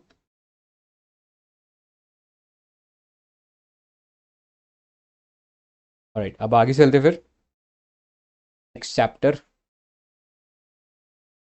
इसको सोशल एक्सचेंज क्यों बोल रहे हैं जबकि यहाँ पे कुछ वैसा ट्रेड तो नहीं होगा, सिर्फ डोनेशन है? तो मतलब ये होता है ना कि जैसे स्टॉक एक्सचेंज है तो वहाँ पे कोई IPO डालता है तो उसका काम क्या है, पैसे उठाना है ना, IPO के बदले। हाँ तो नॉर्मल हाँ स्टॉक एक्सचेंज पे जो काम हो रहा है वही सेम काम यहाँ पे हो रहा है, बस यहाँ पे क्या है कि आप अपने आप को लिस्ट करा लो। लेट्स से मैं एक इन्वेस्टर हूँ, ठीक है, मेरे पास कुछ पैसे हैं और मैं थोड़ा चाहता हूँ कि दान पुण्य का काम करूँ, तो मैं यहाँ पे देख लूँगा कौन कौन सी कंपनी लिस्टेड है और जो भी मेरे को ठीक लगेगा उसमें मैं पैसा इन्वेस्ट कर सकता हूँ। ओके, ठीक है, मतलब ऑथेंटिक प्लेटफॉर्म मिल गया इन्वेस्टर को और उसको करेक्ट करेक्ट। बस। ओके, ऑलराइट, अब आगे चलते हैं। नेक्स्ट देखो एक्सटर्नल सेक्टर, नेक्स्ट चैप्टर है। इसमें पहला देखो exchange rate management in India, right. तो अभी इंडिया का करेंसी जो था, India's rupee valuation against currency of major trading partner has surge to a 2-year high, ठीक है। तो ये न्यूज़ था, बस अगर आपसे ट्रेंड पूछ ले कि पिछले 2 सालों में क्या हुआ, तो आपको पता होना चाहिए कि इंडिया का जो करेंसी है अप्रिशिएट हुआ है, ठीक है। और ये अप्रिशिएट क्यों हुआ है? बिकॉज ऑफ सेंट्रल बैंक का इंटरवेंशन, ठीक है। सेंट्रल बैंक ने, हमारे आरबीआई ने इसमें इंटरवीन किया, उसकी वजह से हो गया। और एलिवेटेड डोमेस्टिक इन्फ्लेशन, इंडिया में इन्फ्लेशन बढ़ा हुआ था, आपको पता ही है, पिछले 2-3 सालों से। उस कारण जो है हमारा जो करेंसी है वो अप्रिशिएट कर गया था, ठीक है, और 2 ईयर्स के हाई पे पहुंच गया था, राइट। अब बात करते हैं करेंसी वैल्यूएशन की। तो it refers to the process of determining the relative worth of a currency in terms of another, ठीक है। इंडिया की करेंसी को अगर आप दूसरी करेंसी में कन्वर्ट करोगे तो इस प्रोसेस को हम करेंसी वैल्यूएशन बोलते हैं, ठीक है। या और ये डिटरमाइन कैसे होती है? एक्सचेंज रेट से, ठीक है। अब एक्सचेंज रेट भी बहुत सारे फैक्टर से इन्फ्लुएंस होता है, जैसे उस कंट्री में क्या इंटरेस्ट रेट चल रहा है, क्या इन्फ्लेशन रेट चल रहा है, क्या कितना कैपिटल फ्लो है, कितना मनी सप्लाई है मार्केट में। इन सब चीज़ों से करेंसी का जो वैल्यू है ये डिटरमाइन होता है, ठीक है। अब एक्सचेंज रेट डिटर्मिनेशन के तरीकों की बात करें कि एक्सचेंज रेट कैसे डिटरमाइन होता है, तो इसके ब्रॉड 3 कैटेगरीज हम देख सकते हैं। पहला है फिक्स्ड एक्सचेंज रेट, ठीक है, जहाँ पे आपने जो वैल्यू है करेंसी की, दैट इज पेग्ड या that is fixed to a value of या तो अनदर करेंसी या कोई और कमोडिटी लाइक गोल्ड, ठीक है। जैसे पहले इनिशियली डॉलर जब था वो गोल्ड के अगेंस्ट डिनोमिनेटेड था, ठीक है, वो गोल्ड के अगेंस्ट डिनोमिनेटेड था। अगर आप सर्टेन अमाउंट $1 ला के देते हो तो उसके बदले आप वहाँ का जो बैंक है उससे एक सर्टेन अमाउंट ऑफ गोल्ड ले सकते हो उसके बदले, ठीक है। बाद में उन्होंने वो गोल्ड देना बंद कर दिया था, क्योंकि वो फिर सब लोग गोल्ड मांगने लग जाते थे, तो उसका कोई ऑब्जेक्टिव था नहीं। तो उन्होंने बस ये बोल दिया कि हाँ ठीक है, डॉलर जो है $1 उसको इतना अमाउंट ऑफ गोल्ड के अगेंस्ट डिनोमिनेटेड है, ठीक है। तो ये हो गया फिक्स्ड। लेकिन उसके बाद में जब उन्होंने बहुत सारा पैसा लगा दिया और फिर ग्लोबल थोड़ा सा शॉक आया, तो उन्हें रियलाइज़ हुआ कि नहीं, डॉलर को फिक्स नहीं रख सकते, और फिर उन्होंने फ्लोटिंग एक्सचेंज रेट के ऊपर चले गए। तो फ्लोटिंग एक्सचेंज में क्या होता है, यहाँ पे जो करेंसी का वैल्यू है that is determined by the market forces. और मार्केट फोर्सेस मतलब डिमांड एंड सप्लाई क्या है उस करेंसी का इन द इंटरनेशनल मार्केट, तो उसे हम बोलते हैं फ्लोटिंग एक्सचेंज रेट या फ्लेक्सिबल एक्सचेंज रेट, राइट। यहाँ पे सेंट्रल बैंक का कोई इंटरवेंशन नहीं होता है, यहाँ पे केवल और केवल मार्केट फोर्सेस इन्वॉल्व होती है उसके मैनेजमेंट में। एंड लास्टली थर्ड है मैनेज एक्सचेंज रेट। तो यहाँ पे क्या होता है, वैसे लार्जली देखा जाए तो मार्केट फोर्सेस ये डिटरमाइन करते हैं जो एक्सचेंज रेट है उसको, लेकिन कभी कभी ओकेजनली, मतलब काफ़ी रेयरली सेंट्रल बैंक भी इंटरवीन करता है। जैसे इंडिया के केस में जनरली हम मैनेज एक्सचेंज रेट के ऊपर ही वर्क करें मोर और लेस, है ना। कभी कभी बहुत ज़्यादा वॉलेटिलिटी हो जाती है, या इंडियन करेंसी बहुत ज़्यादा या तो अप्रिशिएट हो जाता है या डिप्रिशिएट हो जाता है, तो वहाँ पे आरबीआई जो है वो इंटरवीन करता है और उस वॉलेटिलिटी को रोकता है, ठीक है। तो ये 3 ब्रॉड तरीके हो गए जिसमें आपको पता होना चाहिए। इंडिया का जो है वो मैनेज एक्सचेंज रेट के अंदर आता है, यूएस का बोले तो फ्लोटिंग एक्सचेंज रेट में आ गया, चाइना का मोर और लेस फिक्स्ड एक्सचेंज रेट, क्योंकि वो अपने हिसाब से उसको करेंसी को अप्रिशिएट और डिप्रिशिएट करता रहता है, तो थोड़ा सा करेंसी मैनिपुलेटर वाला काम करता है, which is seen as a fixed exchange rate, ठीक है। तो ये चीज़ें पता होना चाहिए। आगे चलते हैं। अब इफेक्ट क्या होता है एक्सचेंज रेट का, ये पता होना चाहिए। पहला बात करते हैं इन्फ्लेशन का। तो अगर कोई करेंसी ओवर वैल्यूड है, मतलब अप्रिशिएटेड है, तो it can contribute to lower inflation, right. तो अगर लोअर इन्फ्लेशन है तो इससे क्या होगा, इससे जो कॉस्ट है इंपोर्ट गुड्स का वो कम हो जाएगा, यानी इंपोर्ट जो गुड्स है वो चीपर हो जाएंगे, whereas exports would become expensive, ठीक है। तो अगर कोई करेंसी ओवर वैल्यूड है, तो अगर उस लेट्स से मैं इंडिया में हूँ और इंडिया की करेंसी ओवर वैल्यूड है, यानी मेरा जो रुपया है उसकी बाइंग पावर ज़्यादा है, इसका मतलब यानी मैं क्या कर सकता हूँ, इसका बाइंग पावर ज़्यादा है with relative to some other currency. Let's say US dollar के अगेंस्ट रुपी जो है अप्रिशिएटेड है, तो मैं अगर लेट्स से पहले जो सामान मंगा रहा था यूएस से, अब मैं ज़्यादा सामान मंगा सकता हूँ यूएस से उसी सेम पैसे में, क्योंकि रुपए की जो बाइंग पावर है वो बढ़ गई है, राइट। तो ज़्यादा सामान में मंगा सकता हूँ, इसका मतलब इंपोर्ट चीपर हो रहा है, whereas export would become expensive, ठीक है। तो ये एक लिंक क्लियर होना चाहिए इनके बीच में। नेक्स्ट बात करते हैं इंटरेस्ट रेट की। तो अगर सेंट्रल बैंक कभी कभी रिस्पॉन्ड करता है to the strengthening currency, by lowering interest rate. मैंने आपको बताया कि अगर करेंसी स्ट्रेंथन हो जाती है तो उससे एक्सपोर्ट जो है हमारा महंगा हो जाएगा, और एक्सपोर्ट महंगा हो जाएगा तो इंडिया का जो ग्रोथ है वो कहीं ना कहीं हैम्पर हो सकता है उससे, तो उसको कम करने की ज़रूरत पड़ती है। करेंसी को आप ज़्यादा अप्रिशिएट नहीं होने देना चाहते, तो वहाँ पे क्या करेगा सेंट्रल बैंक उसके अंदर मनी सप्लाई जो है उसके बढ़ा देगा। और मनी सप्लाई कैसे बढ़ेगा? Bye lowering the interest rate, या रेपो रेट कम कर देगा, जिससे लोगों के हाथ में पैसा आ जाएगा। लोगों के हाथ में पैसा आएगा तो उससे क्या होता है? इन्फ्लेशन बढ़ेगा, और इन्फ्लेशन बढ़ेगा तो हमारे जो करेंसी की बाइंग पावर है वो कम हो जाएगी, ठीक है। और बाइंग पावर जो है वो कम हो गई तो उससे क्या होगा?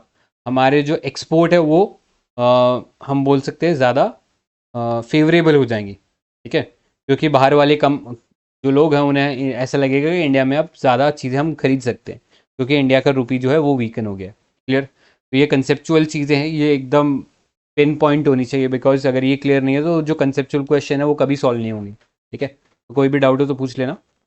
आगे देखो, नेक्स्ट इकोनॉमिक ग्रोथ। तो अगेन मैंने जो पहले चीज़ एम्फोसाइज किया था वही पॉइंट वापस रिपीट कर रहा हूँ कि अगर स्ट्रॉन्गर करेंसी है तो that will lead to lower inflation, और जब लोअर इन्फ्लेशन है तो ऐसे में जो करेंसी का जो बाइंग पावर है वो ज़्यादा होगा हमारी करेंसी का, और इससे हमारे जो एक्सपोर्ट है वो लेस कॉम्पिटिटिव हो जाएंगे, और जब लेस कॉम्पिटिटिव हो जाएंगे तो इंडिया से ज़्यादा सामान नहीं बिकेगा, ठीक है। और ऐसे में इकोनॉमिक ग्रोथ जो है वो कम हो जाएगी, ठीक है। तो ये क्लियर रिलेशन या लिंकेज इनके बीच में, सभी एस्पेक्ट के बीच में आपको क्लियर होना चाहिए। फिर सेम चीज़ ट्रेड के बारे में भी बोल सकते हो, ठीक है, वही सेम चीज़ होगी जो कि इकोनॉमिक ग्रोथ के साथ है। एंड लास्टली कैपिटल फ्लो की बात करते हैं। तो जब एक स्ट्रॉन्ग करेंसी होती है तो बाहर से भी फॉरेन जो डायरेक्ट इन्वेस्टर्स होते हैं या फॉरेन पोर्टफोलियो इन्वेस्टर्स होते हैं वो कंट्री के अंदर इन्वेस्टमेंट करना चालू करते हैं, बिकॉज उन्हें पता है जब वो अपना पैसा निकालेंगे तो उन्हें उसके बदले ज़्यादा पैसा मिलेगा बिकॉज ऑफ करेंसी अप्रिसिएशन, ठीक है। तो ये इफेक्ट होते हैं एक्सचेंज रेट के। इतने पार्ट में कोई डाउट है या कोई क्वेश्चन है किसी को?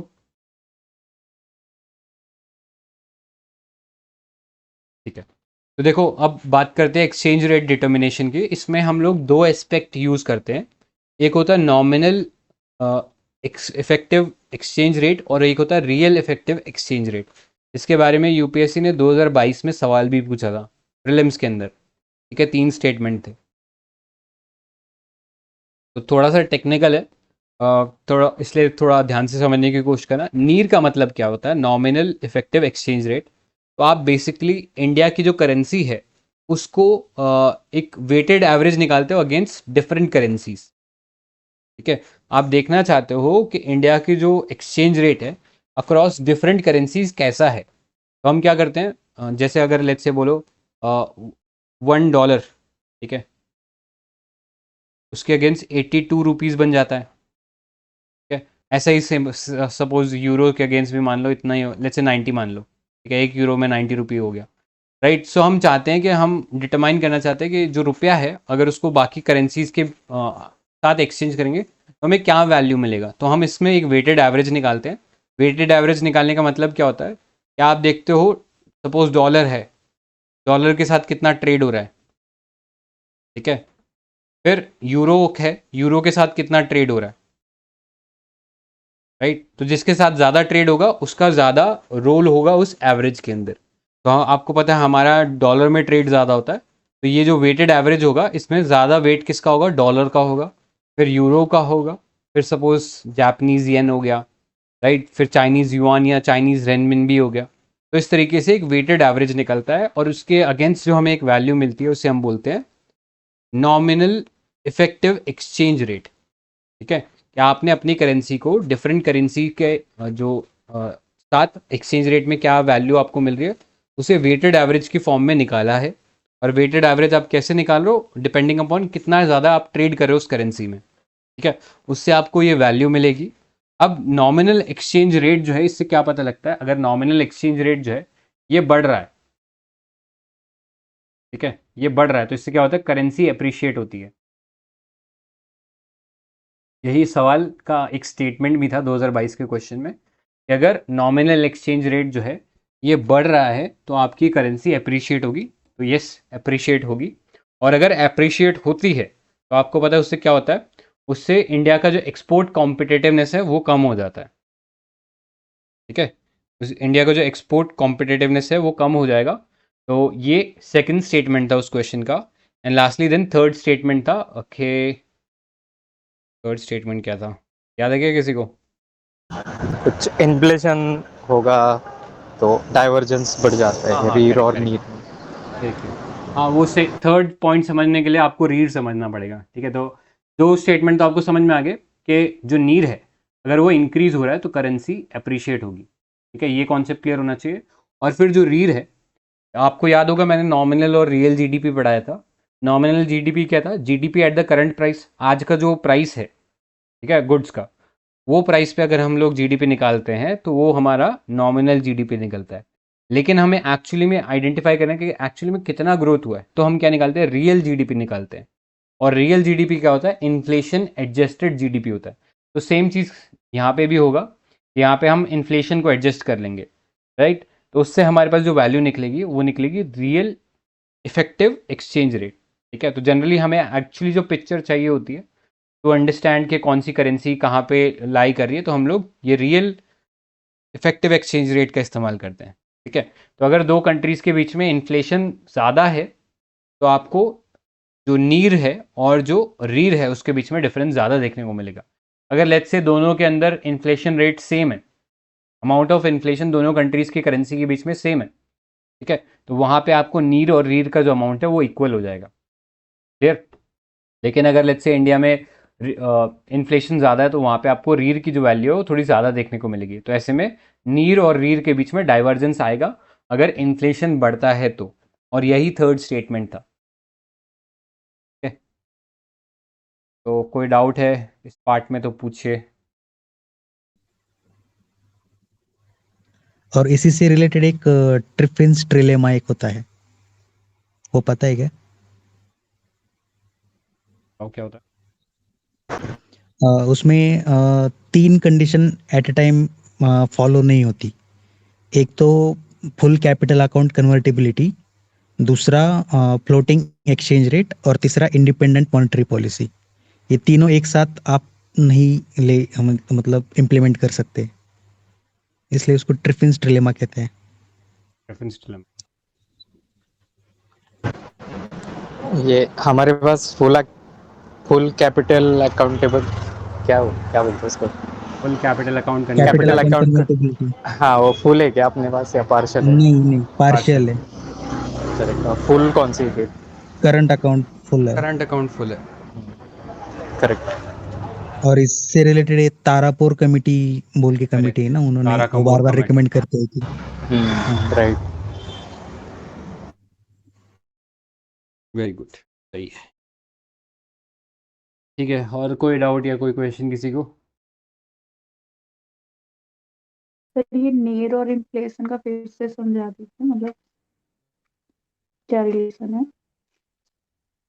देखो नीर तो बेसिकली क्या होता है, आप डिफरेंट करेंसीज के अगेंस्ट इंडिया का करेंसी कैसा परफॉर्म कर रहा है, जब आप ये जानना चाहते हो तब आप नीर कैलकुलेट करते हो। और नीर कैलकुलेट कैसे होता है? डिफरेंट करेंसीज आप लेते हो, उसके अगेंस्ट इंडिया का क्या रेट चल रहा है और उसका कितना ट्रेड है उस करेंसी में, ठीक है, तो वो उसका वेट हो गया, ठीक है। तो वो वेट से आप मल्टीप्लाई कर देते हो तो आपको पता लग जाता है कि कौन सी करेंसी में ज़्यादा हम लोग ट्रेड कर रहे हैं, ठीक है। वैसे मल्टीपल 5 या 6 करेंसीज होती हैं, उसके अंदर हम लोग ये जो नीर है वो निकालते हैं, राइट। और नीर अगर बढ़ता है तो उससे करेंसी अप्रिशिएट होती है। जब करेंसी अप्रिशिएट होती है मतलब करेंसी स्ट्रांग हो गई है। करेंसी जब स्ट्रांग हो जाती है तो उससे लोअर इन्फ्लेशन की कंडीशन हो जाती है, ठीक है। जब भी लोअर इन्फ्लेशन होगा इकोनॉमी में तो करेंसी अप्रिशिएट करेगी, ठीक है। और जब करेंसी अप्रिशिएट करेगी तो हमारा जो एक्सपोर्ट है वो महंगा हो जाएगा, ठीक है। और ऐसे में जो एक्सपोर्ट कॉम्पिटिटिवनेस है हमारी कंट्री के गुड्स की वो कम हो जाएगी, ठीक है। और फिर अगर आप इस नीर को इन्फ्लेशन के साथ एडजस्ट कर देते हो तो आपको मिल जाता है REER, which is real effective exchange rate, ठीक है। तो इतना ही अगर याद रख लोगे तो सफिशिएंट है, बाकी बहुत ज़्यादा डिटेल में जाने की ज़रूरत नहीं है। हाँ, अगर किसी का ऑप्शनल इकोनॉमिक्स है तो उसको डेफिनेटली पता होना चाहिए और डिटेल में। बाकी इतना ही था क्वेश्चन। और ये क्वेश्चन पूछा क्यों गया था, मतलब नीर और रीर ना वैसे आप पढ़ोगे इकोनॉमी में पढ़ाया तो जाता है, बट कोई बहुत डिटेल में पढ़ाए तभी उसको पढ़ाता है, राइट। अदरवाइज तो इसको स्किप भी कर जाते हैं बहुत सारी बुक्स में, या बहुत सारे टीचर्स जब पढ़ाते हैं तो स्किप कर देते हैं, राइट। बट ये चीज़ स्पेसिफिकली यूपीएससी ने क्यों पूछी उस साल, बिकॉज उस साल के इकोनॉमिक सर्वे में इसके बारे में गिवन था। उन्होंने बाकायदा डायग्राम बना के दिखा रखा था, ये जो नीर है और रीर है इसके बीच में काफ़ी डाइवर्जेंस हो गया। और वो डाइवर्जेंस क्यों हुआ, बिकॉज कोविड के दौरान इन्फ्लेशन काफ़ी बढ़ गया था, ठीक है। उस इन्फ्लेशन की वजह से इंडिया का जो नीर और रीर है उसमें डाइवर्जेंस आ गया था, और ये चीज़ उन्होंने इकोनॉमिक सर्वे में लिखी हुई थी, ठीक है। और इसलिए यूपीएससी ने वो सवाल भी पूछ लिया। तो इसलिए स्पेसिफिकली इकोनॉमिक्स में इसलिए बोलते हैं कि बजट और ये जो इकोनॉमिक सर्वे है ये पढ़ना चाहिए। अब इस बार तो नहीं आया, बट एक लिमिटेड बजट आया है, तो थोड़े दिनों में उसको भी हम लोग स्टडी कर लेंगे। तो अगर उसमें भी कोई इंपॉर्टेंट टर्म या स्कीम है तो डेफिनेटली आपको पता होना चाहिए, बिकॉज यूपीएससी डायरेक्ट पूछ लेगा। सर एक Clear है? क्वेश्चन है कि अगर रूपी अप्रिसिएट कब होगा? पहले अगर $1 बराबर 90 रुपीज होता था और अभी अगर 85 रुपीज हो रहा है, तो इसका मतलब रूपी अप्रिसिएट है ना? Correct. Against dollar Indian rupee जब स्ट्रांग हो जाएगा, ठीक है, तो उसे अप्रिशिएट बोलेंगे। हाँ। तो ये जो तो आपने उसी तरह कंडीशन की, अगर नीर, तो इस हिसाब से नीर अगर घटेगा तो रूपी अप्रिसिएट होगा ना, क्योंकि नीर भी at the end of the day क्या है, डिफरेंट करेंसी ऑफ बास्केट का ही एक वैल्यू है।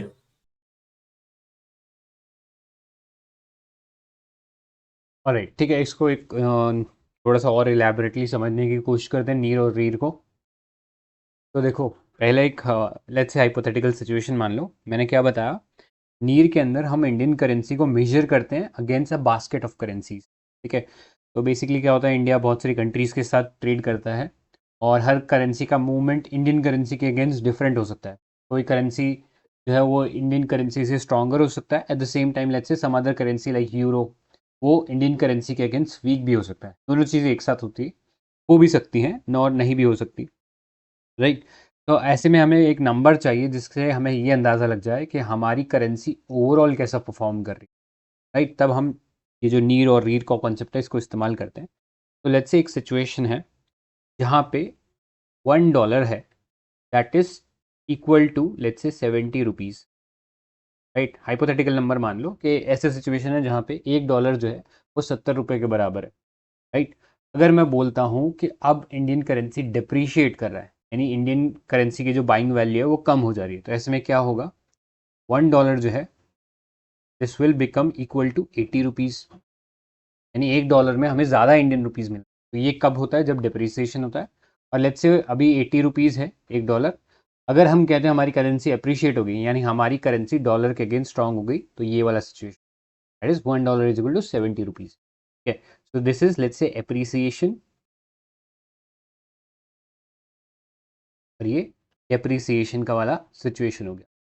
हाइपोथेटिकल नंबर्स मान के चलो अभी। तो ये सिचुएशन मोर और लेस इस तरीके से होगी कि अप्रिशिएट हुआ तो इंडिया की जो करेंसी है की बाइंग पावर बढ़ेगी और डॉलर के अगेंस्ट वो स्ट्रॉन्गर होगा, राइट।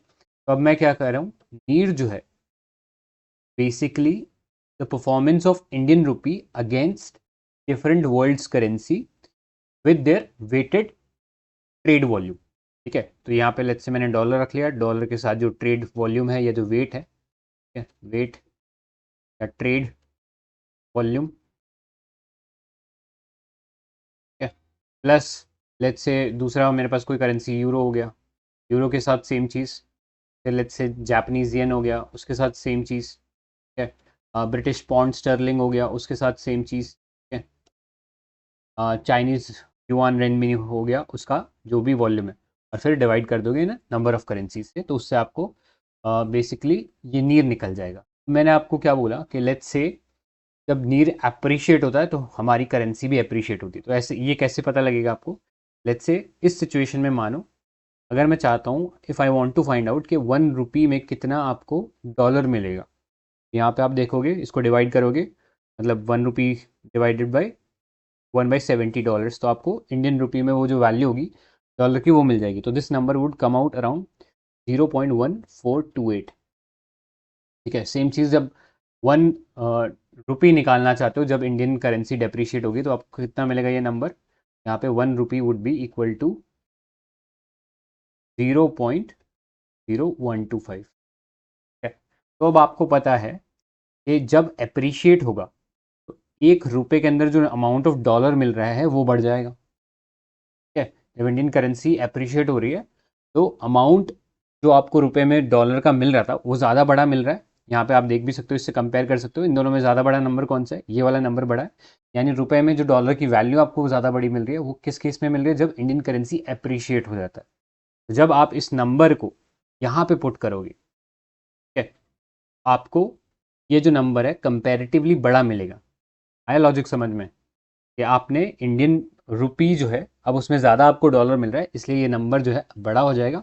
इसलिए इफेक्टिवली जो नीर है ये आपको बड़ा मिलेगा। ठीक है, NEER will increase when our currency will appreciate. Similarly इसका उल्टा कॉन्सेप्ट होगा जब करेंसी डिप्रिशिएट करेगी। तो यहाँ पे जब डिप्रिशिएट करेगी तो आप डॉलर में ये वाला नंबर पुट करोगे। ठीक है, और जब ये वाला नंबर आप पुट करोगे तो आपको एक छोटा नंबर मिलेगा, और इसलिए जब नीर छोटा आएगा, नीर डिक्रीज करेगा, तो that means currency is depreciate.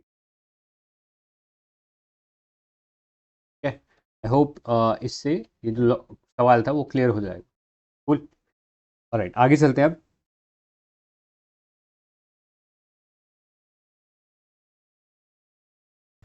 Otherwise देखो, समझ गया। फॉर्मूला समझोगे ना तभी आपको ये चीज़ समझ में आएगी, और फॉर्मूला बड़ा टेक्निकल है इसका, तो रट लो और आगे बढ़ो। बस इतना ज़्यादा डीप में मत जाना इसमें, इसलिए मैं बार बार कह रहा हूँ इसको थोड़ा ऊपर ऊपर से कर लोगे तो काम चल जाएगा आपका। ये कॉन्सेप्ट अगर याद रहेगा तो निकल जाएगा। ऑलराइट, एक छोटा सा और फैक्ट देख लो, ग्रीशम्स लॉ। ग्रीशम लॉ क्या कहता है, कभी कभी ना डायरेक्टली ये इकोनॉमिक्स की टर्म पूछ लेते हैं, इफ नॉट इन यूपीएससी तो कभी कभी स्टेट एग्जाम्स में पूछ लेते हैं। ठीक है, तो ग्रीशम लॉ क्या बोलता है, in a fixed exchange rate system bad money drives out good money. ठीक है, तो इसका कहने का मतलब ये है कि कोई अंडर वैल्यूड जो करेंसी है it will go out of circulation, an overvalued currency remain in circulation but it does not find enough buyers। ठीक है, और आपने नॉर्मल लाइफ में भी ये इसके बेसिकली होता हुआ देखा होगा। जैसे सपोज किसी कंट्री के अंदर वॉर वगैरह हो गया, जैसे में क्या होता है उसकी जो करेंसी होती है वो अंडर वैल्यू हो जाती है, डिप्रिशिएट हो जाती है। ठीक है, या एग्जाम्पल लो जैसे वेनेजुएला हो गया। ठीक है, उधर सिविल वॉर वगैरह उधर बहुत सारे रेस्ट्रिक्शन लगा दिए थे उसके ऊपर, तो उनकी करेंसी बहुत ज़्यादा अंडर वैल्यूड हो गई थी, और फिर अब उन्होंने डिफरेंट करेंसी के ऊपर स्विच कर लिया अपने आप को। ठीक है, जैसे पेट्रो उन्होंने एक नया क्रिप्टो करेंसी भी निकाला है इसी चीज़ को ओवरकम करने के लिए, राइट। तो ऐसे जो भी अंडर वैल्यूड करेंसी होगी वो एक पॉइंट पे सर्कुलेशन से बाहर चली जाएगी अगर बहुत ज़्यादा अंडर वैल्यूड हो जाती है तो यही है ग्रीशम्स लॉ, इससे ज़्यादा कुछ नहीं है इसमें। ठीक है, सो आज के लिए फिर यहीं एंड करते हैं। Tomorrow will start with the 6.2 topic which is foreign trade policy. Right, thank you guys for joining and काफ़ी अच्छा डिस्कशन था, सभी की तरफ से अच्छा इनपुट रहा। Thanks for that. Thank you sir. Let's end this session. Thank you guys, good night. Good night.